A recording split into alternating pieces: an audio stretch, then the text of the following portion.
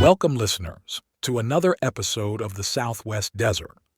On today's show, we'll be diving into the fabled tales surrounding the enigmatic character known as Death Valley Scotty.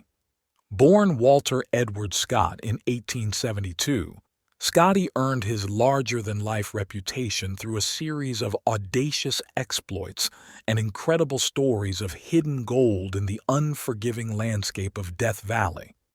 Our story begins in the bustling mining town of Winnemucca, Nevada, in the year 1910. The national mine was in its heyday, producing staggering riches and fueling the dreams of hopeful prospectors from far and wide. Amidst this electric atmosphere walked an unassuming figure, a Native American known simply as Indian Ike. With pockets brimming with glittering specimens of white honeycomb quartz laced with gold, Ike became the talk of the town. Thank you for joining your desert frontiersman, Alan. Please leave a like or comment. Hit the subscribe button for more desert adventures. Onlookers watched in amazement as Ike casually sold off chunks of rock, some containing more gold than stone, for mere pittances. 2-pound samples that could be hammered into fine jewelry went for just $2.50 to $5. It seemed the humble Native American had no inkling of the true value of his wares. After each sale, Ike would gather up his family, his wife Lizzie, young daughter, and 2 small sons, and make his way to Turin Brown's general store. There, perched on the curb, the happy clan would feast on candy, cookies, and fresh fruit, a picture of contentment amidst the rough-hewn camp. Ike always set aside ample provisions to last until his next visit to town. Curious locals soon traced Ike's path back to his small allotment in nearby Humboldt Canyon, nestled beyond the ghost town ruins of Humboldt City. To reach his homestead, Ike journeyed past the decaying remains of a cabin, proudly marked as once housing the famous writer Mark Twain himself. Just over the mountain lay Unionville, where Twain once famously mistook fool's gold for the real thing, an incident humorously recounted in his book Roughing It.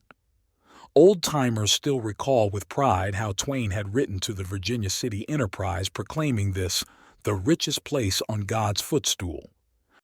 Against this colorful backdrop, the scramble to uncover the source of Ike's gold reached a fever pitch. Seasoned prospectors peppered the reticent Native American with questions, while the boldest attempted to shadow him back to his secret mine. But the wily Ike always managed to throw them off the scent, leading his pursuers on fruitless detours.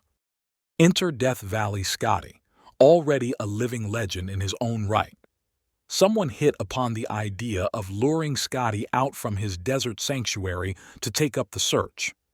If anyone can sniff out Ike's gold, it'll be Scotty, the townsfolk declared with confidence. That man can smell the precious metal from a mile away. For weeks, Scotty scoured Humboldt Canyon and the surrounding hills, his relentless quest becoming the talk of Winnemucca. Then one fateful day, the man himself stepped off the train, instantly recognizable by his trademark slouch hat, blue flannel shirt, and ever-present overcoat, rumored to remain on his back even in sleep. Slung over his shoulder was a bulging flour sack, clinking with the promise of untold riches.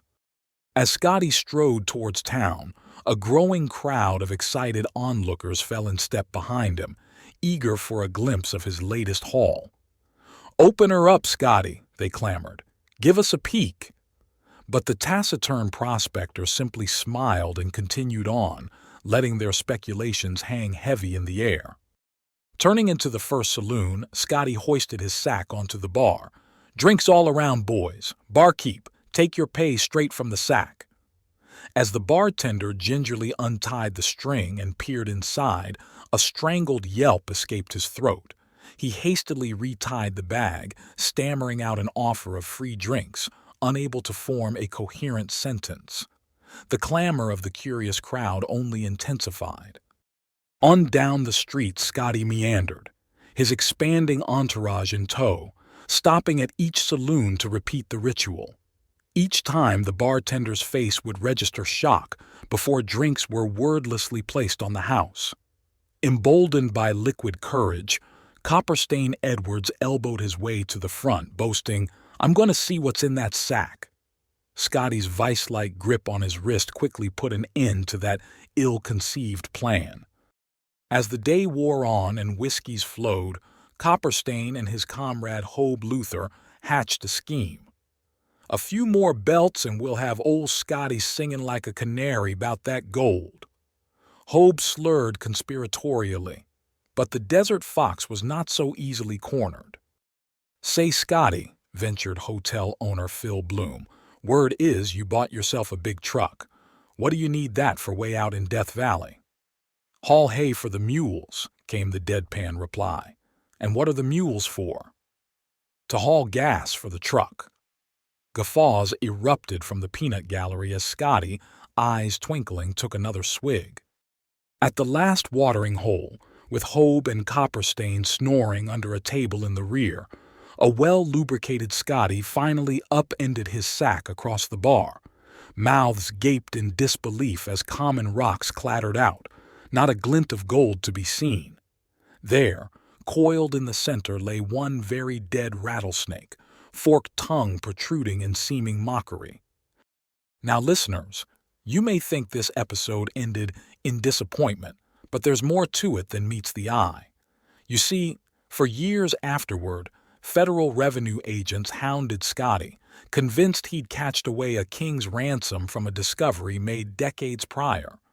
30 years earlier, they claimed, he'd hit upon an astonishingly rich vein and had been living off his prudently stashed wealth ever since, untouchable by the income taxes that came into law well after his strike. Scotty, for his part, was happy to fuel these rumors while steadfastly refusing to confirm or deny them. "Let the revenuers keep chasing their tails," he'd say with a twinkle in his eye. If he had a fortune tucked away out there in the shimmering dunes and desolate canyons, only he and the unforgiving desert would ever know. So, what are we to make of Death Valley Scotty and his tall tales?